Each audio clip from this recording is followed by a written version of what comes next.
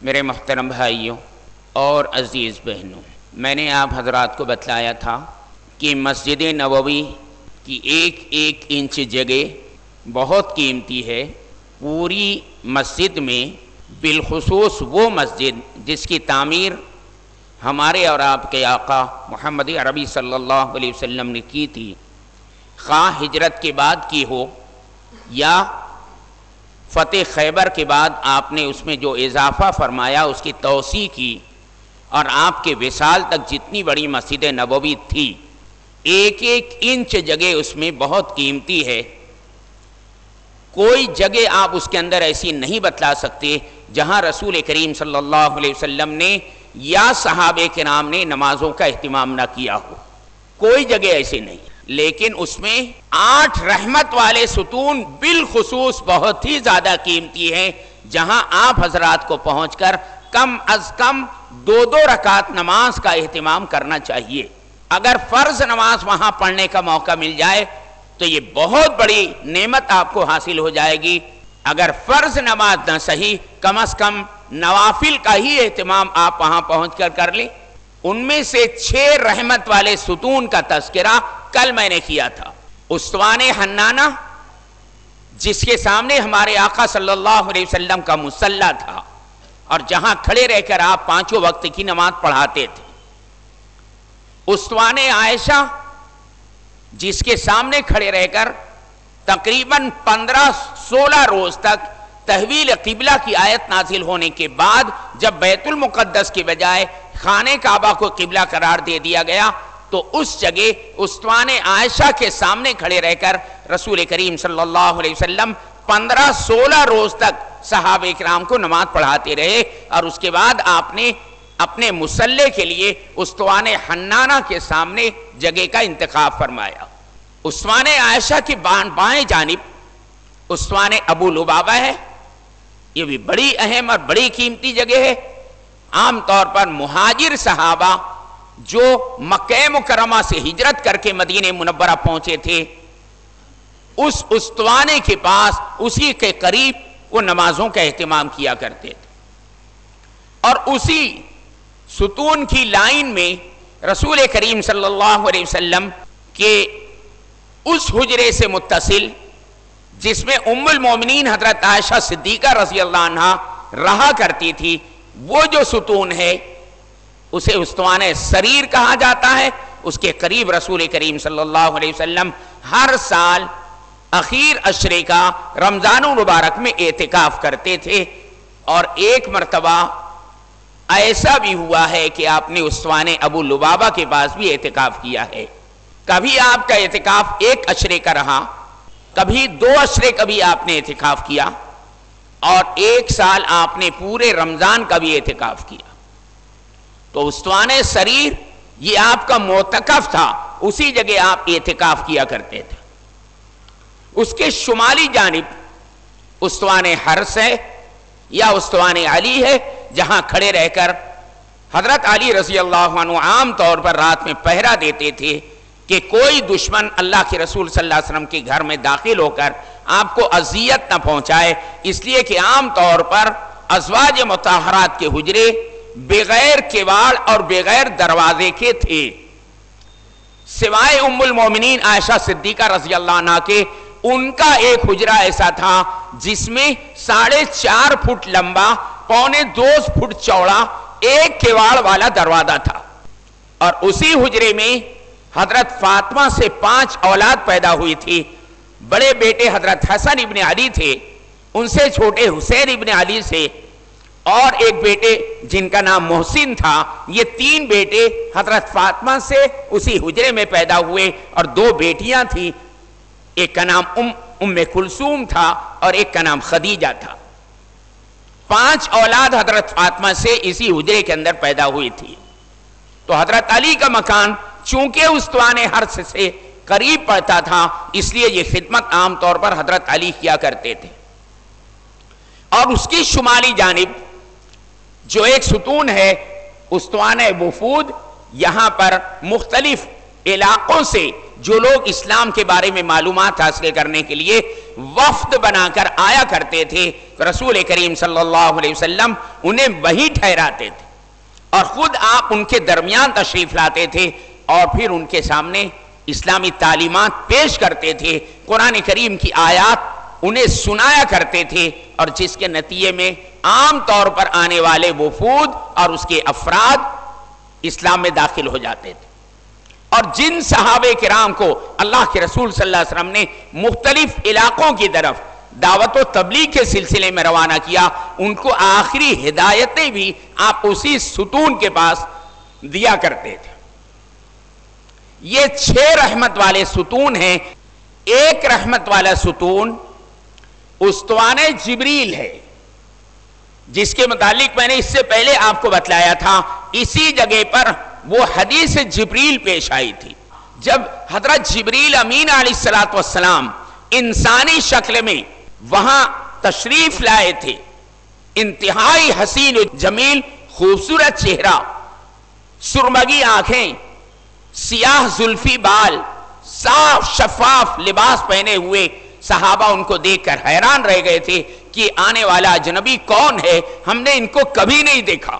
وہ اجنبی شخص آیا، آپ کو سلام کیا، مصافحہ کیا، اور عین اس طرح سامنے بیٹھ گیا کہ اللہ کے رسول صلی اللہ علیہ وسلم کے دونوں گھٹنے سے، رسول کریم صلی اللہ علیہ وسلم کے دونوں گھٹنوں سے اس اجنبی شخص نے اپنے دونوں گھٹنے ملا دیے۔ اور اس منظر کو دیکھ کر جتنے صحابہ وہاں موجود تھے سب کو ناگوار گزرا کہ یہ کون گستاخ آ گیا، ہم تو ادب کی وجہ سے دور بیٹھتے ہیں، اور یہ آنے والا اجنبی اس طرح آ کر بیٹھ گیا کہ اپنے دونوں گھٹنے اللہ کے رسول صلی اللہ علیہ وسلم کے گھٹنوں سے ملا دیے، اور آتے ہی اس سے سوالات کرنا شروع کیا۔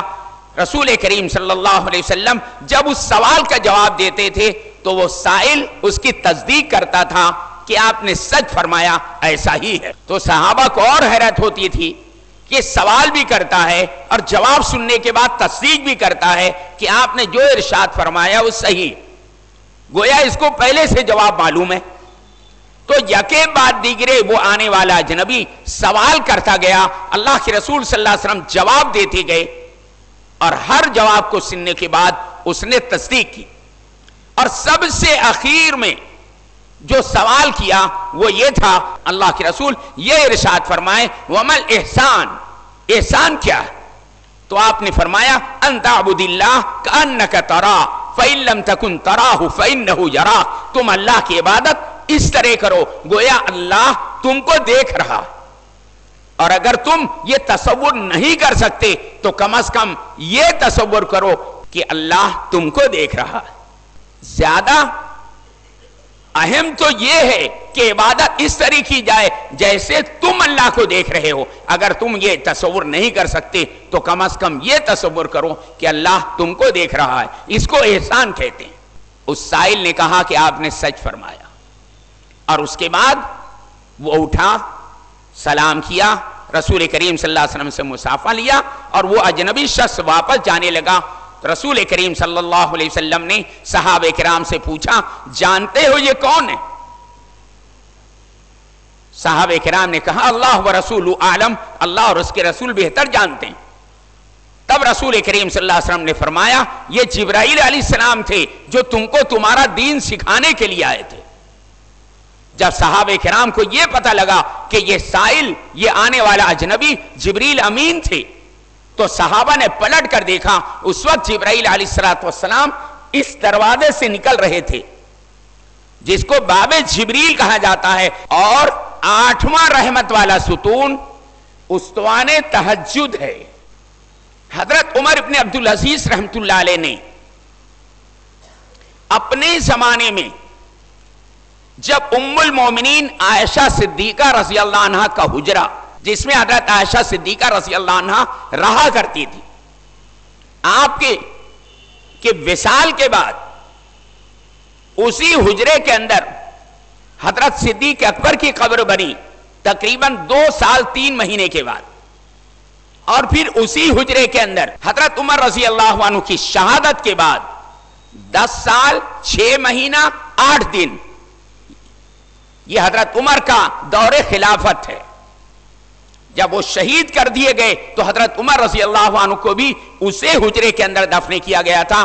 حضرت عمر رضی اللہ عنہ نے اپنے دور خلافت میں ایک کام یہ کیا تھا کہ رسول کریم صلی اللہ علیہ وسلم نے کھجور کی ٹہنیوں کی جو دیوار بنایا تھا حضرت عائشہ کے حجرے کی، اس کو نئے سرے سے حضرت عمر رضی اللہ عنہ نے اپنے دور میں بنوا دیا تھا. تو جس جگہ اللہ کے رسول صلی اللہ علیہ وسلم روزانہ تہجد کی نماز کا اہتمام کرتے تھے، وہ جو کھجور کا تنا تھا اسے استوانِ تہجد کہا جاتا تھا. وہ استوانہ بھی آج بھی آپ کو نظر آئے گا. اس زمانے میں جو تھا وہ کھجور کے تنے کا ستون تھا، آج کل پختہ بنا ہوا ہے، لیکن اسی جگہ پر وہ ستون ہے جس جگہ اللہ کے رسول صلی اللہ علیہ وسلم کے زمانے میں تھا. یہ 8واں رحمت والے ستون ہے. ویسے تو پوری مسجد نبوی بہت قیمتی ہے، آپ کو جہاں جگہ مل جائے وہاں نمازوں کا اہتمام کر سکتے ہیں. وہاں پہنچنے کی آسان شکل میں آپ کو بتا دوں. جب آپ باب جبریل سے داخل ہوں گے تو الٹے ہاتھ پر استوانِ تہجد ہے یا محراب تہجد ہے، اور سیدھے ہاتھ پر اصحاب صفہ کا چبوترا ہے. یہ وہ غریب اور مسکین صحابہ تھے. اصحاب صفہ، صفہ اصل میں صاحبان کو کہا جاتا ہے. وہ غریب اور مسکین صحابہ جن کے پاس مدینہ منورہ میں رہنے کے لیے مکان نہیں تھا، جن کا کوئی کاروبار نہیں تھا، جن کی کوئی ملازمت اور تجارت نہیں تھی، ان کی بیوی بچے نہیں تھے، ان کا کہیں ٹھکانہ نہیں تھا. اللہ کے رسول صلی اللہ علیہ وسلم نے مسجد نبوی کے قریب 40 بائی 40 فٹ کا ایک سائبان بنوا دیا تھا اور اسے صفہ کہا جاتا تھا. اور وہ غریب اور مسکین صحابہ دن رات اللہ کے رسول صلی اللہ علیہ وسلم کے در اقدس پر پڑے رہتے. دن رات اللہ کے رسول صلی اللہ علیہ وسلم کی زبان مبارک سے نکلنے والے کلمات کو سنتے تھے، آپ کے ارشادات سن کر اس کے مطابق عمل کرتے تھے. تو حضرت ابو ہریرہ رضی اللہ عنہ فرماتے تھے میں نے تقریباً 70 اصحاب صفہ کو دیکھا ہے کہ جن کے پاس ایک چادر کے علاوہ کچھ نہیں تھا. پسینہ جو بدن سے نکلتا تھا، میل کچیل، اس کو بھی صاف کرنے کی یا دھونے کی نوبت نہیں آتی تھی. لیکن آپ کو میں بتا دوں کہ یہ اللہ کے وہ بندے تھے کہ ان کے بدن سے نکلنے والا پسینہ چاہے دنیا والوں کے اعتبار سے کچھ دنوں کے بعد تعفن پیدا کر دے، اس کے اندر سے ایک بو آنے لگے، لیکن اللہ رب العزت کے یہاں وہ پسینہ مشک سے زیادہ قیمتی تھا. یہ وہ اشعث اور اغبر لوگ تھے، وہ پراگندہ بالوں والے، پراگندہ حال والے، میلے کچیلے، کہ جب کسی بات پر اللہ کے سامنے قسم کھا لے تو اللہ ان کی قسم کی لاج رکھتا تھا اور اسے پورا کر دیتا تھا. حضرت رسول کریم صلی اللہ علیہ وسلم انہیں تسلی دیا کہتے تھے کہ اگر تمہیں یہ معلوم ہو جائے کہ اللہ رب العزت نے تمہارے لیے کیا کیا انعامات مقرر کر رکھے ہیں تو تم تمنا کرو گے کہ ہماری یہ پریشان حالی اور زیادہ بڑھ جائے. تو وہ 40 بائی 40 فٹ کا سائبان جس کو صفہ کہا جاتا ہے، اللہ کے رسول صلی اللہ علیہ وسلم نے اپنے انہی غریب اور مسکین صحابہ کے لیے بنایا تھا جن کا کوئی ٹھکانہ مدینہ منورہ میں نہیں تھا. اور وہ چبوترا آج بھی موجود ہے، اسے اصحاب صفہ کا چبوترا کہتے ہیں. اس کے کنارے جو حصہ بنا ہوا ہے وہاں مسجد نبوی کے خدام بیٹھتے ہیں اور اس چبوترے پر عام طور پر حجاج کرام بیٹھ کر قرآن کریم کی تلاوت کرتے ہیں. اللہ توفیق دے آپ لوگوں کو تو آپ لوگ بھی اس جگہ پہنچ جائیں. چھوٹی سی جگہ ہے لیکن بڑی قیمتی جگہ ہے. ایک طویل عرصے تک اللہ کے وہ نیک اور صالح بندے اس پر عبادت کرتے رہے ہیں جنہیں اصحاب صفہ ہونے کا شرف حاصل. جیسے ہی آپ باب جبریل سے داخل ہوں گے تو سیدھے ہاتھ پر اصحاب صفہ کا چبوترا ہے، الٹے ہاتھ پر استوانِ تہجد ہے، محراب تہجد، جہاں کھڑے رہ کر رسول کریم صلی اللہ علیہ وسلم تہجد کی نماز پڑھتے تھے. اور یہی غریب اور مسکین اصحاب صفہ فجر کی نماز ہو جانے کے بعد استوانِ ابو لبابہ کے پاس آ کر بیٹھ جاتے تھے اور رسول کریم صلی اللہ علیہ وسلم آ کر ان غریب اور مسکین صحابہ کے درمیان بیٹھتے تھے اور ان کے درمیان بیٹھ کر واعظ و نصیحت کی بات ہوتی تھی. جتنا قرآن نازل ہوتا تھا، قرآنی آیات جتنی نازل ہوتی تھی، اصحاب صفہ کو آپ صلی اللہ علیہ وسلم سنایا کرتے تھے. بڑی قیمتی جگہ ہے. جس طرح اور رحمت والے 8 ستون ہیں جن کے بارے میں نے کہا کہ کم از کم آپ لوگ کوشش کریں کہ وہاں پہنچ کر 2 رکعت نماز کا اہتمام ہو جائے، اسی طرح اصحاب صفہ کا جو چبوترا ہے اس پر بھی پہنچ کر آپ لوگ چاہے نماز کا وقت ہے تو نماز کا اہتمام کر لیں، وہ وقت نہیں ہے تو کم از کم قرآن کریم کی تلاوت کریں. آج بھی بے شمار لوگ آپ کو وہاں نظر آئیں گے اس چبوترے پر بیٹھ کر قرآن کی تلاوت کرتے ہوئے. اللہ کے رسول صلی اللہ علیہ وسلم کی خدمت اقدس میں تو آپ کو روزانہ ہو سکے تو 5 وقت، نہیں تو کم از کم 2 مرتبہ 3 مرتبہ تو بہرحال آپ حضرات کو چاہیے کہ آپ کی خدمت اقدس میں پہنچ کر آپ کی خدمت میں سلام پیش کیا کریں، اور اسی طرح حضرات شیخین حضرت ابوبکر صدیق اور حضرت عمر کی خدمت میں سلام پیش کریں. اللہ کے رسول صلی اللہ علیہ وسلم نے ارشاد فرمایا، من تطہر فی بیتہ ثم اتی مسجد قباء فصلی رکعتین کان کمن ادى عمرہ او کما قال علیہ الصلوۃ والسلام، جو شخص اپنے گھر سے وضو کر کے مسجد قباء آئے اور وہاں 2 رکعت نماز ادا کرے، کان کمن ادى عمرہ، گویا اس نے ایک عمرہ ادا کیا.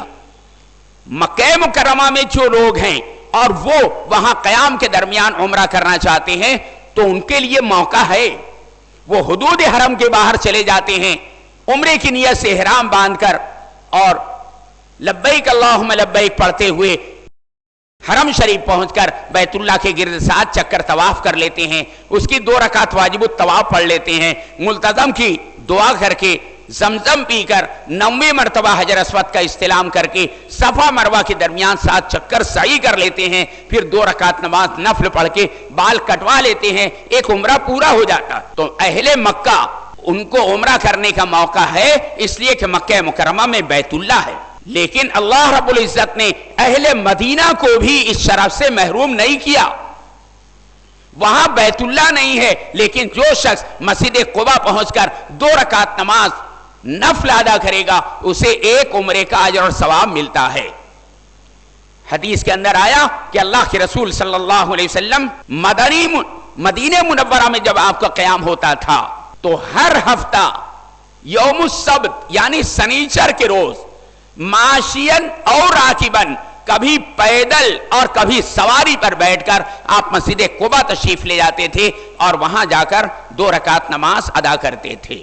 اسی طرح ہر سال رمضان المبارک میں 17ویں روزے کو یعنی جسے یوم البدر کہا جاتا ہے، جب کفر اور اسلام کی پہلی مارکہ آرائی ہوئی تھی میدان بدر میں 17 رمضان المبارک 2 ہجری کو رسول کریم صلی اللہ علیہ وسلم ہر سال 17 رمضان المبارک کو مسجد قباء جایا کرتے تھے اور وہاں جا کر نماز کا اہتمام کرتے تھے، اور درمیان میں بھی جب جب موقع ملتا تھا آپ وہاں پہنچتے تھے. حضرت عمر رضی اللہ عنہ کا قول ہے اپنے دور خلافت میں جب حضرت عمر رضی اللہ عنہ وہاں پہنچے تو انہوں نے مسجد قباء میں کسی کو نہیں پایا تو سخت صدمہ ہوا، اور حضرت عمر رضی اللہ عنہ نے اس سے کہا کہ وہ منظر آج بھی میری نظروں کے سامنے ہے جب اس مسجد کی تعمیر کے لیے اللہ کے رسول صلی اللہ علیہ وسلم بحیثیت ایک مزدور کے بڑے بڑے وزنی پتھر اٹھا اٹھا کر لاتے تھے.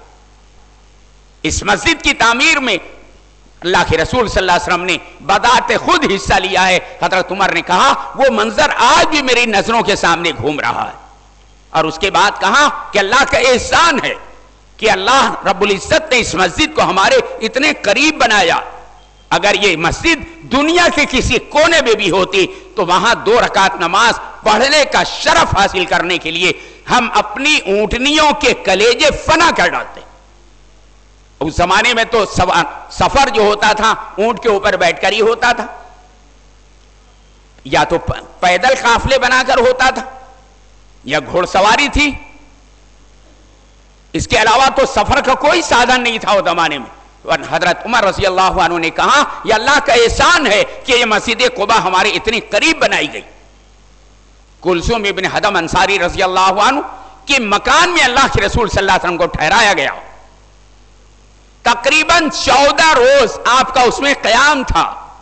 قبیلے عمرو بن عوف کے سارے مکانات، چھوٹے چھوٹے مکانات تھے، اسی پورے علاقے کے اندر تھے. وہ حجرہ جس کو غرفت النبی کہا جاتا تھا، جس حجرے کے اندر رسول کریم صلی اللہ علیہ وسلم کو ٹھہرایا گیا تھا قبا نامی بستی میں، یہ 1988 تک تھا.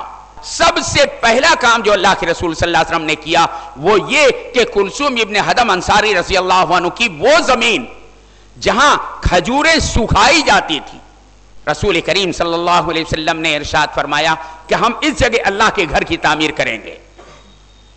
چنانچہ مسجد قباء کی تعمیر کرنے کا آپ نے فیصلہ کیا اسی جگہ پر جو حقیقتاً کلثوم ابن حدم انصاری رضی اللہ عنہ کی ملکیت تھی. یہ شرف ان کو حاصل ہوا کہ ہجرت کے بعد اللہ کے گھر کی پہلی جو تعمیر ہوئی ہے حضرت کلثوم ابن حدم انصاری رضی اللہ عنہ کی زمین پر کی گئی.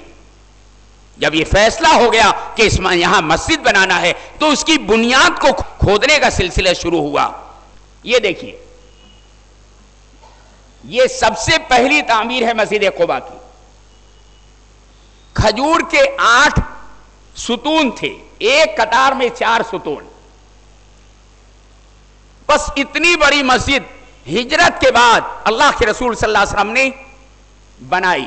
اس زمانے میں بیت المقدس قبلہ تھا، اس لیے شمال کی طرف مصلی بنایا گیا تھا.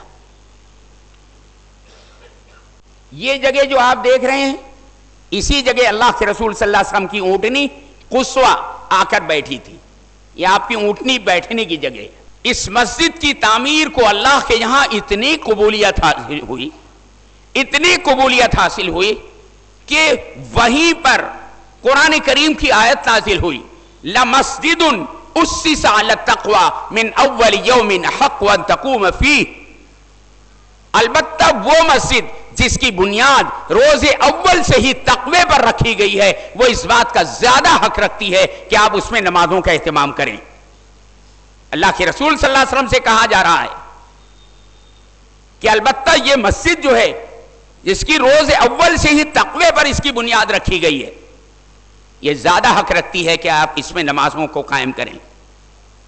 فیہ رجال یحبون ان یتطہروا واللہ یحب المطہرین. اس میں ایسے لوگ ہیں جو پاکیزگی کو پسند کرتے ہیں اور اللہ تبارک و تعالیٰ بھی پاکیزہ لوگوں کو پسند کرتا. یہ تعریف کی گئی اس آیت میں قبیلے عمرو بن عوف کے لوگوں کی.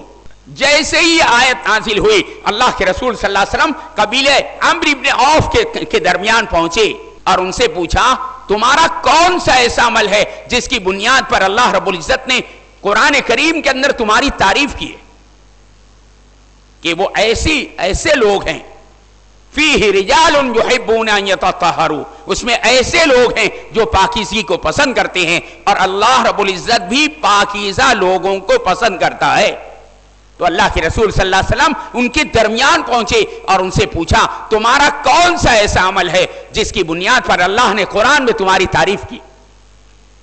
تو قبیلے عمرو بن عوف کے لوگوں نے کہا اللہ کے رسول ہم کو ایسا کوئی عمل تو معلوم نہیں جو قابل تعریف ہو. البتہ جب ہمیں استنجا کی حاجت ہوتی ہے یا بیت الخلا کی حاجت ہوتی ہے تو ہم پانی استعمال کرتے ہیں. ایک روایت میں یہ ہے اور دوسری روایت میں یہ ہے کہ ہم اپنی حاجت سے فارغ ہونے کے بعد پہلے ڈھیلے کا استعمال کرتے ہیں اور اس کے بعد پانی سے مزید صفائی کا وہ کرتے ہیں. تو رسول کریم صلی اللہ علیہ وسلم نے کہا کہ تمہارا یہی عمل ہے جس کی بنیاد پر اللہ رب العزت نے قرآن میں تمہاری تعریف کی. جب وہ استنجا وغیرہ کرتے تھے پانی سے پاک کرتے تھے جبکہ اس زمانے میں ایسا کوئی رواج تھا نہیں، لیکن یہ صفت قبیلے عمرو بن عوف والوں میں تھی اور اس کی بنیاد پر اللہ نے ان کی تعریف کی. مسجد قباء کے اندر جہاں یہ آیت نازل ہوئی ہے وہ جگہ بھی ابھی ہے، جا کر دیکھ لینا. اور میں یہیں بیٹھے بیٹھے آپ کو ایک بات اور بتلا دوں کہ رسول کریم صلی اللہ علیہ وسلم نے مسجد قباء کی بنیاد کھودنے سے لے کر مسجد مکمل ہونے تک جو بحیثیت ایک مزدور کام کیا تھا، بڑے بڑے وزنی پتھر آپ خود اٹھا کر لاتے تھے. صحابہ کرام دوڑ پڑتے تھے اللہ کے رسول یہ پتھر آپ ہمیں دے دیں. تو کبھی تو آپ وہ پتھر ان کے دے دیتے تھے اور کبھی کہتے تھے اور دوسرے پتھر ہیں جاؤ تم وہ لے آؤ. اس کی بنیاد کو کھودا گیا. بنیاد کے اندر سب سے پہلا پتھر اللہ کے رسول صلی اللہ علیہ وسلم نے خود رکھا. پھر دوسرا پتھر صدیق اکبر رضی اللہ عنہ نے رکھا. تیسرا پتھر حضرت عمر فاروق رضی اللہ عنہ نے رکھا. وہ مسجد قباء تعمیر ہوئی تقریباً 14 دن کے اندر, اور اتنے دنوں تک اللہ کے رسول صلی اللہ علیہ وسلم کا قیام اسی بستی میں تھا جسے عالیہ بھی کہا جاتا تھا, قباء بھی کہا جاتا تھا. مسجد قباء کی تعمیر مکمل ہونے کے بعد اس کے بعد آپ آگے چلنے کے لیے تیار ہوئے. قبیلہ عمرو بن عوف کے تمام انصاری صحابی جمع ہو گئے. کہا کہ اللہ کے رسول ہم سے کیا قصور ہو گیا کہ آپ ہم کو چھوڑ کر جا رہے ہیں؟ آپ یہیں رہیں, ہماری ہر چیز آپ کے لیے ہے, ہمارا گھر بار, ہمارے باغات, ہماری ساری چیزیں آپ کے لیے ہیں, ہم آپ کی ہر طرح خدمت کے لیے تیار ہیں, آپ ہمیں چھوڑ کر کیوں جا رہے ہیں؟ کیا ہم سے کوئی غلطی ہو گئی جس کی بنیاد پر آپ یہاں سے روانہ ہو رہے ہیں؟ تمام انصاری آ کر خوشامد کر رہے ہیں, لیکن آپ صلی اللہ علیہ وسلم نے کہا کہ میری اونٹنی کو اللہ رب العزت نے وحی کے ذریعے بتا دیا ہے, یہ اونٹنی کہاں بیٹھے گی, اور جس جگہ یہ بیٹھ جائے گی اس کے قریب جس صحابی کا مکان ہوگا میں ان کا مہمان اور وہ میرے میزبان ہوں گے. آپ اپنی اونٹنی قصوہ کی پیٹھ پر بیٹھ گئے. تمام انصار و مہاجرین اونٹنی کے دائیں بائیں ہتھیار سجائے ہوئے چلے جا رہے ہیں ساتھ میں, اور آپ صلی اللہ علیہ وسلم نے اپنی اونٹنی کی نکیل کو چھوڑ دیا. آپ نے فرمایا میری اونٹنی مامور من اللہ ہے, اللہ کی طرف سے مامور ہے, اس کو وحی کے ذریعے بتا دیا گیا ہے کہ یہ کہاں بیٹھے گی, اور وہ جہاں بیٹھ جائے گی اس کے قریب جس صحابی کا مکان ہوگا میں ان کا مہمان بنوں. جب قباء نامی بستی سے آپ روانہ ہوئے تو سورج کافی اونچا ہو چکا تھا. قبیلے بنو نجار کی ننھی منی بچیاں استقبالیہ گیت گا رہی تھی. طلع البدر علینا من ثنیات الوداع وجب الشکر علینا ما دعا للہ داعی ایہا المبعوث فینا جیت بالامر المطاعی. یہ ننھی منی بچیاں دف بجا بجا کر آپ کا استقبالیہ گیت گا رہی تھی. اتنے شاندار طریقے سے استقبال ہوا ہے اس موقع پر کہ جس کا تذکرہ موسیٰ علیہ السلام پر نازل ہونے والی کتاب انجیل توریت کے اندر بھی ہے, عیسیٰ علیہ السلام پر نازل ہونے والی کتاب انجیل مقدس میں بھی اس کا تذکرہ ہے, اور دیگر بنی اسرائیل کے انبیاء پر جو مختلف صحائف نازل ہوئے تھے اس کے اندر بھی اس کا تذکرہ. جب زوال کا وقت ہوا, سورج سر پر آ گیا, اس وقت اللہ کے رسول صلی اللہ علیہ وسلم تمام صحابہ کے ساتھ وہاں پہنچے تھے جہاں قبیلہ عمرو بن عوف کے بھائی سالم بن عوف کا قبیلہ آباد تھا. جب آپ وہاں پہنچے وہیں جبریل امین علیہ السلام جمعہ کے احکامات لے کر نازل ہوئے. تو آپ صلی اللہ علیہ وسلم فوراً اپنی اونٹنی سے نیچے اترے اور قبیلہ سالم بن عوف کے اندر اسلامی تاریخ کا سب سے پہلا جمعہ اللہ کے رسول صلی اللہ علیہ وسلم نے صحابہ کرام کی معیت میں وہاں ادا کیا. 2 خطبے بھی دیے اور پھر جمعہ کی نماز آپ نے پڑھائی. ہجرت کے بعد پہلا جمعہ تھا جو آپ صلی اللہ علیہ وسلم نے صحابہ کرام کی معیت میں ادا کیا, اور جمعہ کی نماز کے سارے احکامات اسی جگہ پر آئے جہاں قبیلہ سالم بن عوف آباد تھا. چھوٹی سی مسجد بعد میں بن گئی تھی. آج کل ملک فہد کے زمانے میں, شاہ فہد کے زمانے میں آس پاس جو کھجور کے باغات تھے ان کو بھی خرید کر مسجد جمعہ کو کافی طویل و عریض اب بنا دیا گیا ہے. اللہ توفیق دے تو وہاں بھی پہنچ کر آپ حضرات کم از کم 2 رکعت نماز تحیت المسجد پڑھ لیں. اس مسجد کا نام مسجد جمعہ ہے. وہی اسلامی تاریخ کا سب سے پہلا جمعہ رسول کریم صلی اللہ علیہ وسلم نے ادا کیا تھا. اور وہاں سے جب آپ پھر اپنی اونٹنی پر بیٹھے تو آپ نے اس اونٹنی کی نکیل کو چھوڑ دیا. وہ اونٹنی خود بخود چلتی گئی. قبیلے بنو نجار جو خود اللہ کے رسول صلی اللہ علیہ وسلم کا ننیال تھا, قبیلہ بنو نجار کے لوگوں کی دلی خواہش تھی کہ اللہ کے رسول صلی اللہ علیہ وسلم ہمارے گھروں میں آ کر ٹھہریں، ہمیں یہ شرف حاصل ہو جائے کہ ہم آپ کی میزبانی کریں. لیکن آپ صلی اللہ علیہ وسلم تو نبی تھے، وہ کسی کا دل نہیں توڑنا چاہتے تھے. آپ نے یہ کہہ کر سب کو خاموش کر دیا کہ اللہ رب العزت نے وحی کے ذریعے اس اونٹنی کو بتا دیا ہے، یہ جہاں بیٹھ جائے گی بس اس کے قریب جس صحابی کا مکان ہوگا میں وہاں ٹھہروں گا. قصوہ نامی اونٹنی جس کی پیٹھ پر آپ بیٹھے ہوئے تھے اور اونٹنی کے دونوں طرف انصار مہاجرین چل رہے تھے، وہ اونٹنی چلتی گئی یہاں تک کہ اس جگہ آ کر بیٹھی. یہ دیکھیے، یہ وہ قطع اراضی ہے، یہاں پر آ کر اللہ کے رسول صلی اللہ علیہ وسلم کی اونٹنی بیٹھی. ابھی آپ صلی اللہ علیہ وسلم اس پر سے اترے بھی نہیں، اونٹنی پھر کھڑی ہو گئی اور یہاں سے چلتے چلتے یہاں آئی، اس جگہ پر پھر بیٹھ گئی. آپ صلی اللہ علیہ وسلم اونٹنی سے اترے بھی نہیں، اونٹنی پھر کھڑی ہو گئی اور اس کے بعد پورا ایک چکر لگانے کے بعد پہلی جگہ آ کر اونٹنی بیٹھ گئی. کیا مصلحت تھی اس کے اندر؟ اونٹنی جو اس جگہ آ کر بیٹھی اس کے بارے میں تو آپ صلی اللہ علیہ وسلم نے کہہ دیا تھا کہ میری اونٹنی جہاں بیٹھ جائے گی اس کے قریب جس صحابی کا مکان ہوگا میں ان کا مہمان اور وہ میرے میزبان ہوں گے. وہاں سب سے قریب حضرت ابو ایوب انصاری رضی اللہ عنہ کا گھر تھا.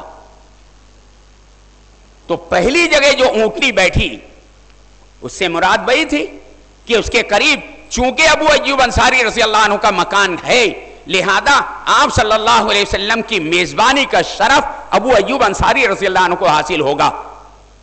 لیکن ابھی اونٹنی سے آپ اترے بھی نہیں، اونٹنی پھر کھڑی ہو گئی اور اس جگہ جا کر بیٹھ گئی.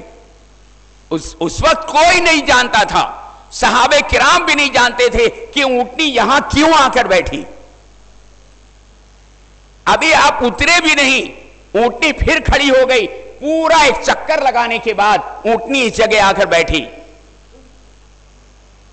اللہ نے وحی کے ذریعے اس کو بتا دیا تھا. اس جگہ جو اونٹنی آ کر بیٹھی یہ وہ جگہ ہے جہاں اللہ کے رسول صلی اللہ علیہ وسلم کی قبر اطہر بننے والی تھی. قیامت تک اللہ کے رسول صلی اللہ علیہ وسلم کی آخری آرام گاہ جس جگہ بننے والی تھی اونٹنی اسی جگہ آ کے بیٹھی تھی. کوئی نہیں جانتا تھا کہ آپ صلی اللہ علیہ وسلم کا وصال ہوگا تو یہیں آپ کو دفن کیا جائے گا. پھر اونٹنی جو پورا ایک چکر لگا کے پہلی جگہ پر بیٹھی، اتنی جگہ کا اونٹنی نے چکر لگایا جس کو جنت کی کیاری کہا جاتا ہے. روضۃ من ریاض الجنہ، جنت الفردوس کا جو ٹکڑا ہے جو دنیا میں اتارا گیا اور قیامت کے دن اس جگہ کو اسی طرح اٹھا کر جنت میں منتقل کر دیا جائے گا. وہ پوری جنت کی کیاری اس اونٹنی نے پورا ایک چکر لگایا اور پہلی جگہ آ کر بیٹھ گئی. اور چونکہ یہاں سب سے قریب حضرت ابو ایوب انصاری رضی اللہ عنہ کا مکان تھا، حضرت ابو ایوب دوڑتے ہوئے آئے، آپ کی اونٹنی پر سے کجاوا اتارا اور اپنے گھر لے کر چلے گئے. رسول کریم صلی اللہ علیہ وسلم نے ارشاد فرمایا ھذا منزلنا انشاءاللہ، انشاءاللہ ہماری یہی منزل ہو.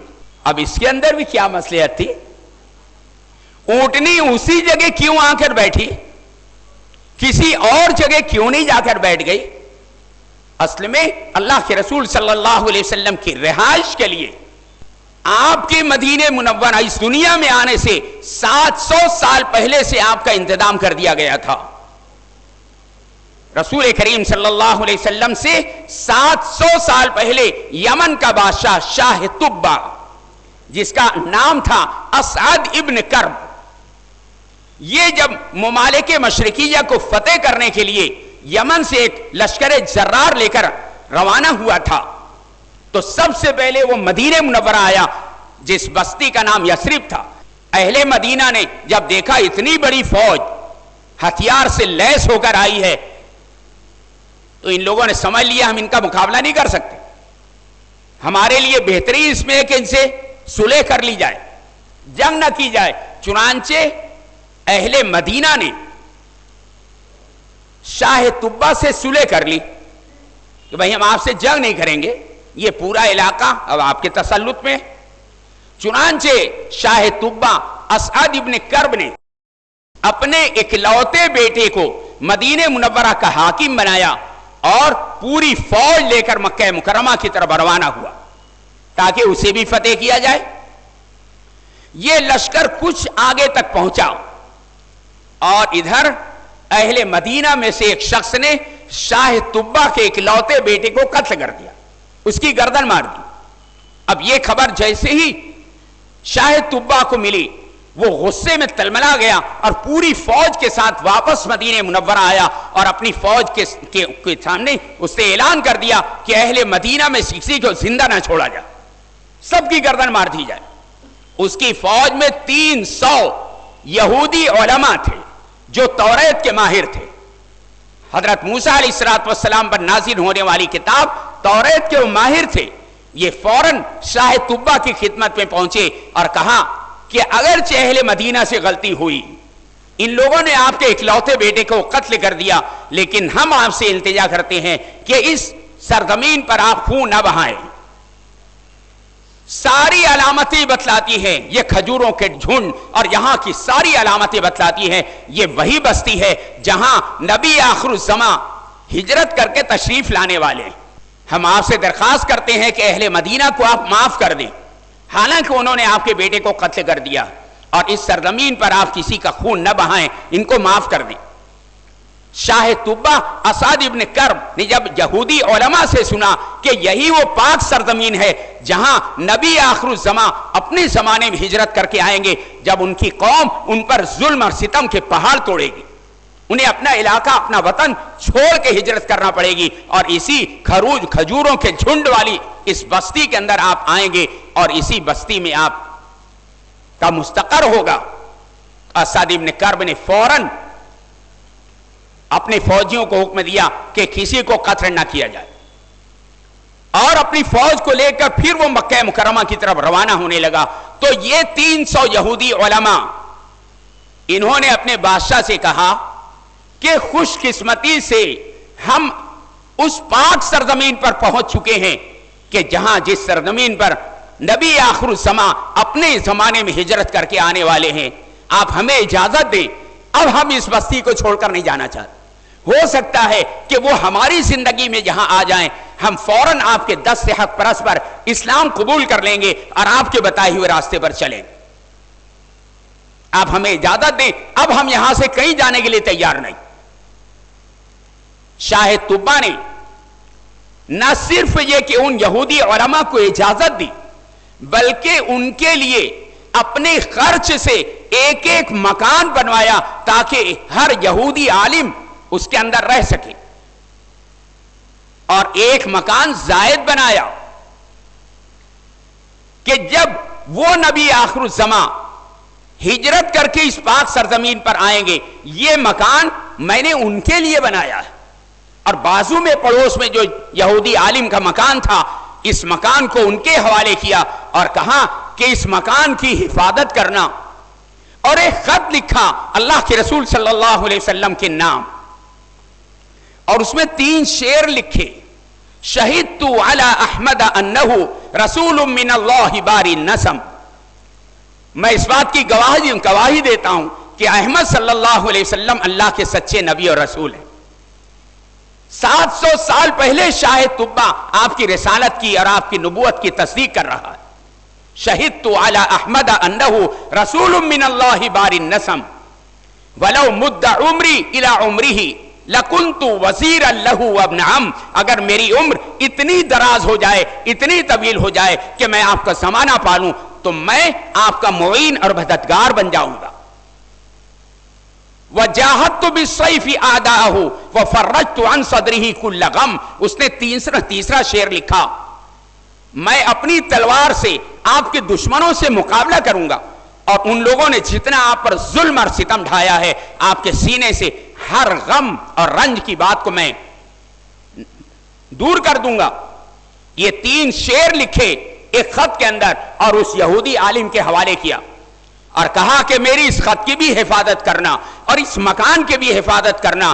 اگر تمہاری زندگی میں وہ نبی آخر الزمان یہاں نہ پہنچے تو اپنی اولاد کو وصیت کر کے جانا میرے اس خط کی بھی حفاظت کریں, اس گھر کے بھی حفاظت کریں, اور اگر ان کی زندگی میں وہ نہیں آئے تو اپنی اولاد کو وصیت کر کے جائیں. یہاں تک کہ آپ صلی اللہ علیہ وسلم ہجرت کر کے جب اس پاک سرزمین پر پہنچے, یہ میرا خط ان کو دے دینا, میں اس بات کی گواہی دیتا ہوں کہ وہ اللہ کے سچے نبی رسول ہیں, اور یہ مکان میں نے ان کے لیے بنایا ہے, یہ مکان ان کے حوالے کر دینا تاکہ اس کے اندر وہ رہیں. اللہ کے یہاں یہ عمل اتنا قابل قبول تھا کہ وہی مکان جو 700 سال پہلے شاہ طبہ اسد ابن کرم نے اللہ کے رسول صلی اللہ علیہ وسلم کے لیے بنایا تھا, انہی کی اولاد میں حضرت ابو ایوب انصاری رضی اللہ عنہ, جیسے ہی آپ کی اونٹنی یہاں آ کر بیٹھی وہ فوراً اپنے مکان سے دوڑتے ہوئے باہر نکلے, آپ کی اونٹنی سے کجاوا اتارا اور اپنی گھر میں لے کر چلے گئے, اور آپ صلی اللہ علیہ وسلم نے فرمایا ہذا منزلنا انشاءاللہ, انشاءاللہ ہماری یہی منزل, اور آپ پھر اسی گھر کے اندر ٹھہرے جو مکان خود آپ کے لیے 700 سال پہلے بنایا گیا. حضرت ابو ایوب انصاری رضی اللہ عنہ کا جو مکان تھا وہ ایک منزلہ تھا. جب آپ صلی اللہ علیہ وسلم وہاں تشریف لائے تو آپ کو یہ خیال تھا کہ ظاہر بات ہے کہ لوگ مجھ سے ملاقات کے لیے بار بار آئیں گے میرے مکان میں, مہاجرین بھی آئیں گے, انصار بھی آئیں گے, تو آپ نے نیچے کا جو حصہ تھا جس کو ہم گراؤنڈ فلور کہیں گے اس کو آپ نے پسند کیا, اور حضرت ابو ایوب انصاری سے کہا کہ تم اپنی بیوی کے ساتھ اوپر والے منزلے میں رہو. تو آپ صلی اللہ علیہ وسلم نیچے رہنے لگے اس مکان میں, اور اوپر ابو ایوب انصاری ان کی بیوی ام ایوب کے ساتھ رہنے لگے. ہر وقت جب کھانا تیار ہوتا تھا ابو ایوب انصاری رضی اللہ عنہ آپ کی خدمت میں پیش کرتے تھے, اس کھانے میں سے جہاں سے رسول کریم صلی اللہ علیہ وسلم کھانا کھاتے تھے اور آپ کی انگلیوں کے نشانات اس پر بن جاتے تھے, وہ بچا ہوا کھانا جب گھر کے اندر واپس جاتا تھا اسی جگہ سے حضرت ابو ایوب کھانا کھاتے تھے.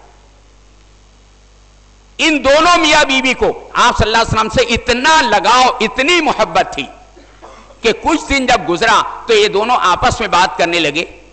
یہ کتنی بے ادبی کی بات ہے کہ اللہ کے رسول صلی اللہ علیہ وسلم نیچے ہیں اور ہم آپ کے سر پر چلتے پھرتے ہیں. آپ سے درخواست کی جائے کہ آپ اوپر رہیں, ہم نیچے رہیں. ہم سے یہ برداشت نہیں ہوتا کہ ہم تو نیچے ہیں, اللہ کے رسول صلی اللہ علیہ وسلم نیچے ہیں اور ہم آپ کے سر کے اوپر چل پھر رہے ہیں. ایک دن جو پانی کا گھڑا تھا وہ پھوٹ گیا, تو اس ڈر سے کہ کہیں یہ پانی نیچے نہ گرے اور آپ صلی اللہ علیہ وسلم کو اذیت نہ پہنچے, دونوں میاں بیوی کے لیے گھر میں اوڑھنے کے لیے جو لحاف تھا فوراً اس پانی پر ڈال دیا, پورا پانی اس کے اندر جذب کیا کہ یہ پانی نیچے نہ جائے اور آپ صلی اللہ علیہ وسلم کو تکلیف نہ پہنچے. پھر یہ صورتحال ہوئی کہ یہ دونوں سوتے نہیں تھے, ادب کے مارے کنارے بیٹھے رہتے تھے کہ ہم کیسے اس گھر کے اوپر چلیں, حضور صلی اللہ علیہ وسلم نیچے. آخر دونوں نے درخواست کی کہ اللہ کے رسول آپ اوپر تشریف لے آئیں, ہم نیچے آ جائیں گے, ہم کسی طرح آپ کے سر کے اوپر نہیں رہ سکتے. تو آپ نے ان کی درخواست کو قبول کیا اور پھر اوپر تشریف لے گئے. پہلے منزلے پر آپ رہنے لگے اور نیچے حضرت ابو ایوب انصاری رضی اللہ عنہ اور ان کی بیوی ام ایوب رضی اللہ عنہ یہاں رہتی تھی. جب آپ مستقل طور پر اس گھر کے اندر رہنے لگے تو وہ جگہ جہاں آپ کی اونٹنی بیٹھی تھی وہ قطع اراضی دو یتیم بچوں کی ملکیت تھی جن کا نام سہل اور سہیل تھا. یہ حضرت اسد ابن زرارہ رضی اللہ عنہ کی زیر کفالت کے دونوں بچے تھے, یتیم تھے. اللہ کے رسول صلی اللہ علیہ وسلم نے فرمایا اس جگہ پر ہم اللہ کے گھر کی تعمیر کریں گے, اس جگہ مسجد نبوی کی تعمیر کی جائے گی, لہذا میں اس جگہ کو قیمتاً خریدنا چاہتا ہوں تاکہ یہاں اللہ کے گھر کی تعمیر ہو. حضرت اسد ابن زرارہ رضی اللہ عنہ تشریف لائے اور کہا کہ اللہ کے رسول آپ اس جگہ کو قبول فرما لیں, میں ان دونوں یتیم بچوں کو اس جگہ کے بجائے دوسری جگہ ان کو دے دیتا ہوں. آپ نے کہا کہ نہیں, ہم تو اس کی قیمت دیں گے. یہ دونوں یتیم بچے سہل اور سہیل یہ دونوں آئے اور کہا کہ اللہ کے رسول ہم اس جگہ کو ہدیتاً آپ کی خدمت میں پیش کرتے ہیں, آپ اسے قبول فرما لیں اور یہاں اللہ کے گھر کی تعمیر کریں.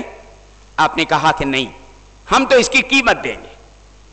حالانکہ کوئی اگر ہدیتاً دے رہا تھا اس کو قبول کیا جا سکتا تھا, کوئی عطیہ دے دیتا ہے اللہ کے لیے تو اس جگہ کو قبول کر کے آج بھی مسجد بنائی جاتی. لیکن آپ صلی اللہ علیہ وسلم نے ان 2 یتیم بچوں کی زمین کو قبول نہیں کیا. کیوں نہیں کیا؟ کل کوئی اللہ کے دین کا دشمن یہ نہ کہنے لگے کہ یہ کیسا نبی تھا، 2 یتیم بچوں کی زمین کو اس نے ہڑپ کر لیا اور اس جگہ مسجد بنا دیا.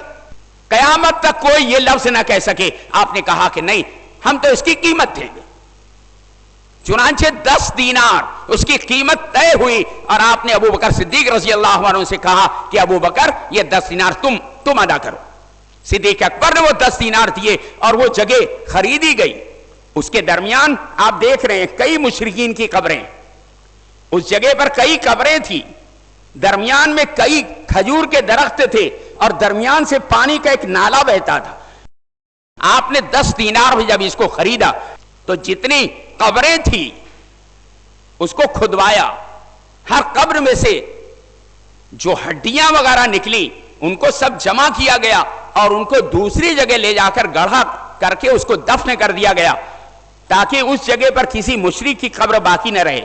درمیان میں جو پانی کا نالا تھا اس کو بند کیا گیا، کھجور کے جو درخت تھے ان کو کٹوایا گیا، زمین کو ہموار کیا گیا. اس سے پہلے اسی جگہ کھجوروں کو سکھایا جاتا تھا.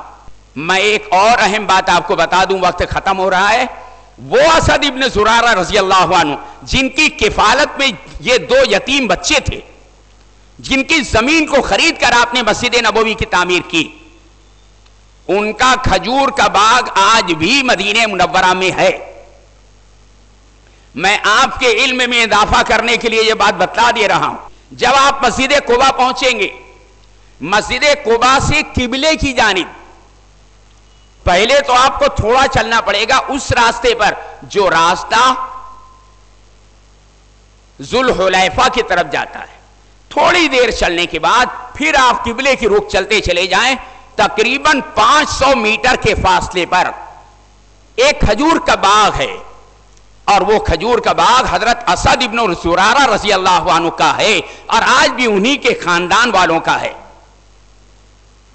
بلکہ میں آپ کو ایک مشورہ دوں گا، اگر آپ کو اوریجنل کھجور خریدنا ہے، مدینہ منورہ کے مارکیٹ میں جو کھجوریں ملتی ہے سب مدینہ کی نہیں رہتی، کچھ دمام سے آتی ہے، کچھ زہران سے آتی ہے، کچھ الخفجی سے آتی ہے، کچھ ریاض سے آتی ہے. الگ الگ علاقوں کے کھجور کے باغات سے کھجوریں مارکیٹ میں آتی ہے، بکتی رہتی. اگر آپ یہ چاہتے ہیں کہ مدینہ منورہ کی اوریجنل کھجور آپ کو دستیاب ہو جائے، حضرت اسد ابن زرارہ رضی اللہ عنہ کے باغ میں پہنچ جائیں. اس باغ کے بیچ میں ایک دکان بنا دی گئی ہے اور اس دکان میں صرف وہ کھجوریں ملتی ہے جو اسی باغ میں پیدا ہوتی ہیں. اگر آپ کو عجوہ خریدنا ہے تو وہاں اس دکان پر جو عجوہ ملے گی اس کا درخت بھی اسی باغ میں ہے. اگر عنبر خریدنا ہے تو اس کا درخت بھی وہاں موجود ہے. کلمے والی کھجور خریدنا ہے اس کا درخت بھی وہاں موجود ہے. تو جتنی کھجوریں اس باغ کے اندر آپ کو ملیں گی وہ اسی باغ کی ہے. ان حضرت اسد ابن زرارہ رضی اللہ عنہ کے خاندان والوں کے تقریباً 15 باغات مدینہ منورہ میں ہیں. ابھی جو سفر ہوا 6-7 مہینہ پہلے، میں مالیگاؤں کے بہت حاجیوں کو وہاں لے کر گیا. میں نے کہا جن کو خریدنا ہے وہ یہاں سے خرید لیں. آپ یہ نہ دیکھیں کہ مارکیٹ میں اس سے 2-4 ریال سستی مل جائے گی. مارکیٹ میں آپ کو مل جائے گی لیکن اس کھجور کی کوئی گارنٹی نہیں. اور یہ جتنی کھجوریں ہیں وہ اسی باغ کی ہیں. اور پھر اس سے بڑا شرف آپ کو کیا چاہیے کہ ایک جلیل القدر صحابی جن کی کفالت میں 2 یتیم بچے تھے اور انہی کی زمین خرید کر اللہ کے رسول نے مسجد نبوی کی تعمیر کی ہے، یہ انہی کا باغ ہے. اگر ریال 2 ریال کلو پر آپ کو زیادہ دینا پڑے تب بھی کوئی حرج کی بات نہیں، اس کو خرید لیں. مالیگاؤں کے اکثر ساتھیوں نے وہاں سے خریدا. تو میں یہ آپ کو بتلا دوں کہ اگر آپ چاہیں کھجور خریدے نہ خریدے وہ آپ کی مرضی کی بات ہے، کم از کم اس باغ کو جا کے دیکھ لیں جو اتنے جلیل القدر صحابی کا باغ ہے، آج بھی موجود ہے. تو بہرحال رسول کریم صلی اللہ علیہ وسلم نے اس جگہ مسجد نبوی کی تعمیر کا فیصلہ کیا اور اس کے بعد آپ نے صحابہ کرام کی معیت میں زمین کو ہموار کرنے کے بعد پہلے اس کو بنیادوں کو کھدوایا.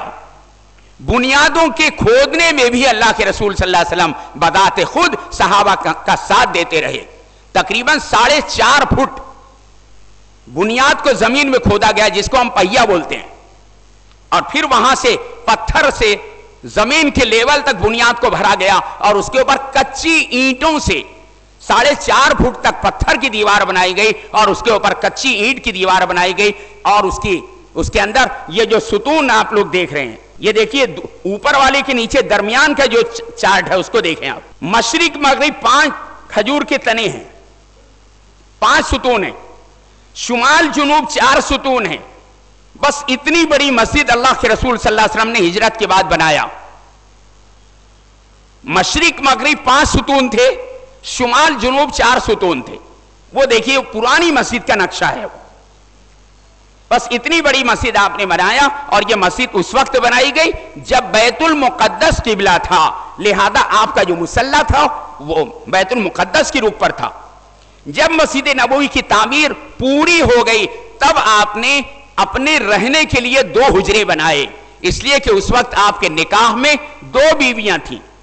پہلی بیوی ام المومنین خدیجہ الکبریٰ رضی اللہ عنہ کا انتقال ہو چکا تھا، اور ان کو مکہ مکرمہ میں جنت المعلیٰ میں دفن کر دیا گیا، اور ان کے وصال کے چند مہینوں کے بعد رسول کریم صلی اللہ علیہ وسلم کا دوسرا نکاح ام المومنین حضرت سودا بنت زمعہ رضی اللہ عنہ سے ہوا، اور وہی آپ کے گھر میں رہتی تھی۔ تیسرا نکاح آپ کے سب سے قریبی ساتھی حضرت ابو بکر صدیق رضی اللہ عنہ کی صاحبزادی حضرت عائشہ صدیقہ سے ہوا۔ تو چونکہ اس وقت ان کی عمر کم تھی، صرف نکاح ہوا، رخصتی نہیں ہوئی۔ آپ جب ہجرت کر کے مدینہ منورہ چلے گئے، نکاح کے 3 سال کے بعد رخصتی ہوئی، اور پھر حضرت عائشہ آپ کے حجرے میں آپ کے گھر تشریف لائیں۔ تو چونکہ 2 بیویاں اس وقت آپ کے نکاح میں تھی، تو مسجد نبوی کی تعمیر مکمل ہونے کے بعد آپ نے 2 حجرے دونوں بیویوں کے لیے بنوائے۔ آپ لوگ دیکھیں، حضرت سودا رضی اللہ عنہ کے لیے ایک حجرہ بنایا، حضرت عائشہ صدیقہ کے لیے ایک حجرہ بنایا، اور اس کے بعد جیسے جیسے آپ کا نکاح ہوتا گیا وہیں پر اس سے متصل اور حجروں کی تعمیر ہوتی چلی گئی۔ بھئی اس کے اندر 2-3 سوال انہوں نے کیا ہے۔ ایک تو یہ کہ جو جتنی مرتبہ لبیک، جس نے جتنی مرتبہ لبیک کہا، اس کا شمار صرف حج میں کیا جائے گا یا عمرے میں بھی کیا جائے گا؟ دوسرا یہ کہ اگر کوئی شخص رمضان کا چاند دکھنے سے پہلے اگر عمرہ کیا تو اس کا شمار رمضان کے عمرے میں ہوگا یا عام دنوں کے عمرے میں ہوگا، یا اسے پھر سے مدینہ احرام باندھنے کے لیے مدینہ سے آنا پڑے گا؟ تیسرے کہ اگر رمضان کا چاند کوئی شخص مکے میں دیکھے تو کیا اس پر حج فرض ہو جائے گا؟ بے دیکھیے، جہاں تک لبیک کا معاملہ ہے، رسول کریم صلی اللہ علیہ وسلم نے یہ بشارت سنا دی ہے کہ جس کے کانوں میں حضرت ابراہیم علیہ السلام کی ندا پہنچ گئی تھی، جب بیت اللہ کی تعمیر سے فارغ ہونے کے بعد ابراہیم علیہ السلام نے اللہ کے حکم کی اطاعت میں مقام ابراہیم پر آپ کھڑے ہوئے، اور مقام ابراہیم اتنا بلند ہو گیا کہ دنیا کا کوئی پہاڑ بلندی میں اس کے برابر نہیں تھا۔ اس پتھر پر کھڑے رہ کر ابراہیم علیہ السلام نے اپنے دونوں میں کانوں میں انگلیاں ڈال کر چاروں طرف رک کر کے آواز دی تھی، اے لوگو، اللہ رب العزت نے اپنے گھر کی تعمیر کی ہے، پس تم اس کے حج کے لیے آؤ۔ رسول کریم صلی اللہ علیہ وسلم نے خبر دی کہ اس آواز کو اللہ نے پوری دنیا کے اندر پہنچا دیا جہاں جہاں انسان آباد تھے، اور جو بچے ماں کے شکم میں تھے، ماں کے پیٹ میں تھے، ان کے کانوں تک بھی وہ آواز پہنچی۔ جو بچے قیامت تک پیدا ہونے والے تھے، باپ کے صلب میں تھے، ان کی روحوں تک بھی اس آواز کو پہنچایا گیا، اور پھر جن لوگوں نے، جن خوش قسمت روحوں نے فوری طور پر اس کا جواب دیا لبیک اللہم لبیک، وہ اپنی زندگی میں ضرور بے ضرور حج کریں گی۔ تو اس میں جو روایت کے اندر جو تذکرہ ہے وہ حج کا ہے، عمرے کا نہیں ہے۔ تو اس لیے صرف عمرے کے لیے جانے والے یہ نہ سمجھ لیں کہ میں نے لبیک سنا، آواز کو سنا تھا، میں نے اس کا جواب لبیک کا دیا ہے، لبیک اللہم لبیک، لہذا اس کی بجا آوری کے لیے میں عمرے کے لیے آ گیا۔ یہ اصل میں تذکرہ حج کا ہے، اس لیے کہ ابراہیم علیہ السلام نے یہ کہا تھا، اے لوگو، اللہ رب العزت نے اپنے گھر کی تعمیر کی ہے، پس تم اس کے حج کے لیے آؤ۔ اس میں حج کا تذکرہ ہے، عمرے کا تذکرہ نہیں ہے۔ تو عمرہ جو ہے تو گویا نفع والی چیز ہے، آپ کو جو ہے کرنا ہے، جتنی مرتبہ آپ نے لبیک کہا ہوگا اتنی مرتبہ آپ جائیں گے۔ دوسرا سوال جو انہوں نے کیا ہے کہ رمضان کا چاند نظر آنے سے پہلے اگر عمرہ کیا تو کیا اس کا شمار رمضان کے عمرے میں ہوگا؟ تو آپ کو معلوم ہونا چاہیے چاند نظر آنے سے پہلے چاہے جتنا آپ عمرہ کریں گے وہ عام دنوں کا عمرہ ہے، وہ رمضان کا عمرہ نہیں ہے۔ چاند نظر آنے کے بعد جو عمرہ کیا جائے گا وہ رمضان مبارک کا عمرہ ہے، اور اس کے بارے میں حدیث میں آیا ہے کہ رمضان میں عمرہ کرنا ایسا ہے جیسا رسول کریم صلی اللہ علیہ وسلم کے ساتھ حج کرنا۔ تو اگر چاند نظر آنے سے پہلے آپ نے عمرہ کیا ہے تو عام دنوں کا عمرہ ہے، وہ رمضان کا عمرہ نہیں ہے۔ رمضان کے عمرے کی فضیلت کو آپ کو حاصل کرنا ہے تب آپ کو پھر احرام باندھ کے عمرہ کرنا پڑے گا۔ مدینے سے آنا ضروری نہیں ہے، مکہ مکرمہ میں بھی آپ ہیں اور چاند نظر آ گیا تو آپ جائیں حدود احرام کے باہر، احرام باندھ کے آئیں، عمرہ کریں۔ تیسرا جو سوال کیا ہے کہ اگر رمضان کا چاند کوئی شخص مکہ مکرمہ میں دیکھے تو کیا اس پر حج فرض ہو جائے گا؟ بھئی ایک بات سمجھ لیں آپ لوگ، اشہر حج کس کو کہتے ہیں؟ جو قرآن کریم میں آیا الحج اشہر معلومات فمن فرض فیہن الحج فلا رفث ولا فسوق ولا جدال فی الحج۔ تو حج جو ہے یہ چند معروف مشہور مہینے ہیں۔ تو شوال کا جب چاند نظر آتا ہے جس کو ہم کہتے ہیں عید کا چاند نظر آیا، تو جیسے ہی چاند نظر آتا ہے اشہر حج شروع ہو جاتا ہے۔ تو پورا شوال کا مہینہ، پورا ذیقعد کا مہینہ اور ذی الحجہ کا 10 دن، 2 مہینہ 10 دن یہ اشہر حج ہے۔ اب کوئی شخص انہی ایام کے اندر جو حج کے ایام ہیں انہی ایام میں اگر کوئی مکہ مکرمہ کے اندر ہے تب بیت اللہ کا حق ہو جائے گا آپ کے اوپر کہ آپ وہاں رکیں، حج کریں، اس کے بعد واپس جائیں۔ اس سے اگر آپ کو نہیں رکنا ہے تو پھر شوال کا چاند نظر آنے سے پہلے وہاں سے نکل جائیں، چلے جائیں مدینہ کسی اور جگہ۔ اگر وہاں پر آپ ہیں تو آپ کو وہاں رکنا چاہیے، اللہ کے گھر کا حق ہو جائے گا آپ کے اوپر، آپ وہاں رکیں اور حج کریں۔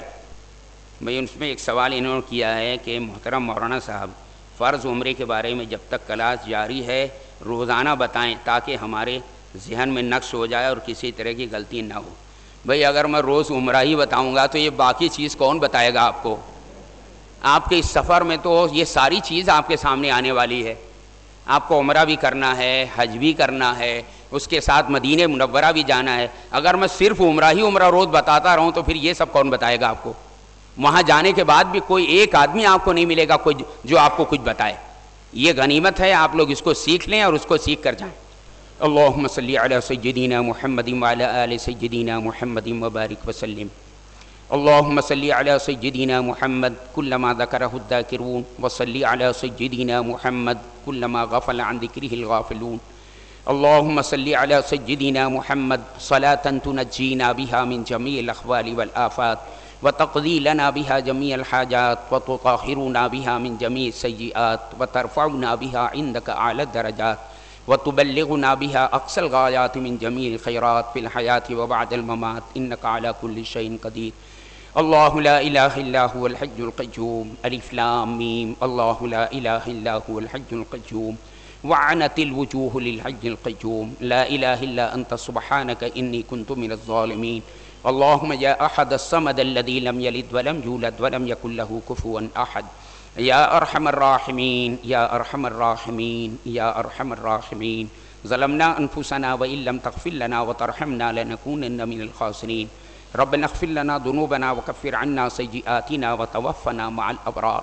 اللهم ربنا آتنا في الدنيا حسنة وفي الآخرة حسنة وقنا عذاب النار وادخلنا الجنة مع الأبرار يا عزيز يا غفار يا رب العالمين۔ اللهم إن قلوبنا ونواصينا وجوارحنا بيدك لم تملكنا منها شيئا فإذا فعلت ذلك بنا فكن أنت ولينا واهدنا إلى سواء السبيل۔ اللهم إنا نسألك العفو والعافية والمعافاة الدائمة في الدين والدنيا والآخرة۔ اللهم إنا نسألك رضاك والجنة ونعوذ بك من غضبك والنار۔ اللهم إنا نسألك إيمانا كاملا ويقينا صادقا وعملا متقبلا ورزقا واسعا مباركا حلالا طيبا وقلبا خاشعا ولسانا ذاكرا وشاكرا وعلما نافعا وتوبة نصوحا، توبة قبل الموت وراحة عند الموت ومغفرة ورحمة بعد الموت والعفو عند الحساب والفوز بالجنة والنجاة من النار يا عزيز يا غفار يا رب العالمين۔ اللهم إنا نسألك من خير ما سألك منه نبيك وحبيبك محمد صلى الله عليه وسلم ونعوذ بك من شر ما استعاذك منه نبيك وحبيبك محمد صلى الله عليه وسلم وأنت المستعان وعليك البلاغ لا حول ولا قوة إلا بالله۔ اللهم ربنا تقبل منا إنك أنت السميع العليم وتب علينا إنك أنت التواب الرحيم. قال الله تبارك وتعالى في شان حبيبه إن الله وملائكته يصلون على النبي يا أيها الذين آمنوا صلوا عليه وسلموا تسليما. اللهم صل على سيدنا محمد وعلى آل سيدنا محمد وبارك وسلم. جزا الله عنا محمدا صلى الله عليه وسلم ما هو أهله. سبحان ربك رب العزة عما يصفون وسلام على المرسلين والحمد لله.